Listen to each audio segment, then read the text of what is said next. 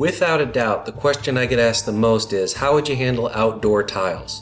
And the answer is, I wouldn't. I would use a mat with scatter terrain, and that is what I do.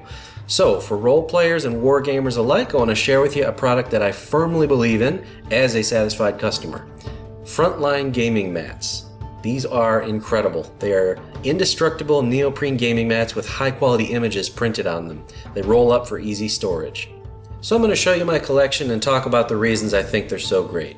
Full disclosure, Frontline did send me one of these, but that's after I purchased the other three over the course of the past year or so. The ones you're going to see are 6 by 4 feet, but they make smaller sizes, as small as 3 by 3, with a lower price. So if you're running Dungeons & Dragons or something where you want to run your outdoor scene, this is my answer. This is what I would recommend that you do. So they come in these black bags. You just unzip it and there it is inside. The bags are hardy. I haven't had any tearing or anything. It is a little tricky to roll the mats up, especially these big 4x6 ones, to get it back in there, but you get the knack pretty quick. So here's a snow-covered Tundra, and let's get a closer look at it. Again, this is a 6x4, and the detail on it is just awesome. It's a very high-res image, whatever they're using. I don't know what the DPI is, but I'll try and get a close-up here and be still so that you can see. It's really awesome to look at, good to see in person. Here's the Meadow.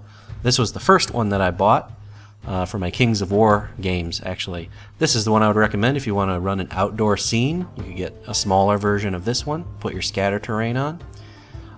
Post-Apocalyptic Desert. This is actually my favorite one. I like this desert one. I probably use this one the most.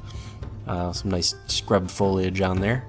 But post-apoc, sci-fi, and fantasy. I mean, it's awesome. So many uses.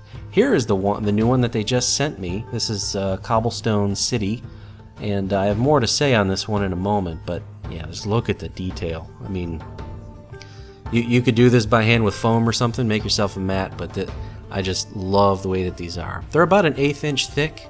It's basically a mouse pad. If you felt a mouse pad, you know what this is. It's a thin mouse pad. I haven't spilled anything, but I have put cups on there and water rings don't stay. You can't crease it. No matter how hard you try, it will not crease. Nothing you can do will crease it. Neoprene. Awesome. So the cool thing about this particular mat was it taught me how to set up a good board. I've been trying to figure out for a long time, because if you follow the channel, you know I'm new to wargaming. I don't know what a good board looks like in terms of terrain so that you have meaningful decisions for the players. You know, I guess I know how to make it look good, but as far as where good terrain goes for a good game, I've had a hard time with that. This mat taught me that just by the design on it. You know, you use the corners and you put features there like buildings, and look at this. This is like, you can imagine a shootout's going to happen, a big confrontation in the middle. Had an awesome game the other day. It was markedly improved in terms of both the scenery and the feeling like we were doing something cool, that we were commanding our armies right. All the terrain you see here, by the way, we've done in previous episodes, so if you're new to the channel, check them out.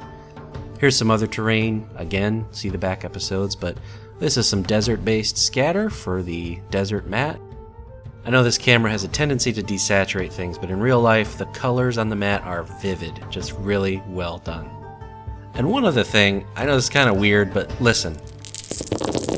It sounds so good. It's so great to play on.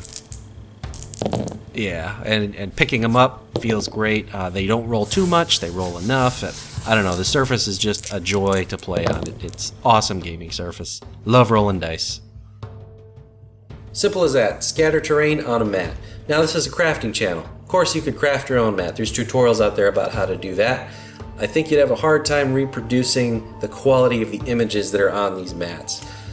You could do big chunks of foam, right? 18-inch blocks that you piece together, put ground cover on them or something. And that works too. But for me, frankly, storage space is an issue around here.